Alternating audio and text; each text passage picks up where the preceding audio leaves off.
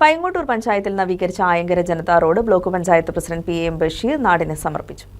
ദീർഘകാലമായി പൊട്ടിപ്പൊളിഞ്ഞു കിടന്ന ആയങ്കര ജനതാ റോഡിന്റെ നിർമ്മാണ പ്രവർത്തനങ്ങൾ പൂർത്തീകരിച്ച ഉദ്ഘാടനമാണ് ഇവിടെ നടക്കുന്നത്.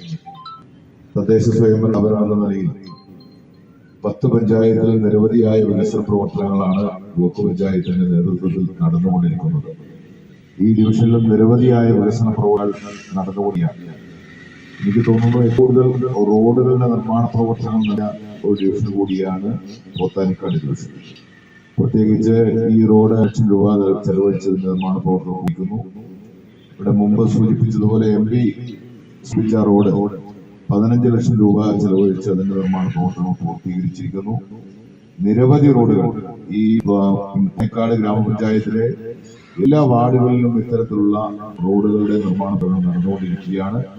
പൈങ്ങോട്ടൂർ പഞ്ചായത്തിലും ഇത്തരത്തിലുള്ള നിർമ്മാണ പ്രവർത്തനങ്ങൾ തന്നെയാണ് നടക്കുന്നത്.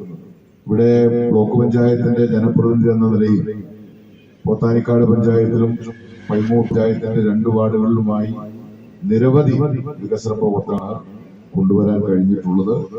ബ്ലോക്ക് പഞ്ചായത്ത് എന്താണോ കിട്ടുക അതെല്ലാം വാങ്ങിക്കൊണ്ടുവരാൻ ഞങ്ങൾക്കൊരു ജനപ്രതിനിധി ഉണ്ട് എന്നുള്ളതാണ് ഈ റോഡ് എന്ന് യാഥാർത്ഥ്യമാക്കാൻ കഴിഞ്ഞിട്ടുള്ളത്.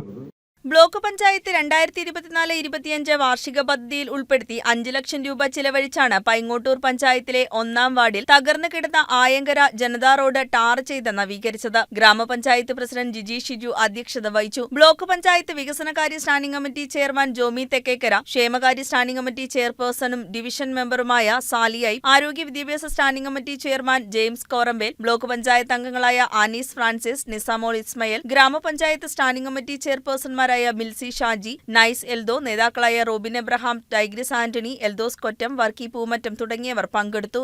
News desk KCV news.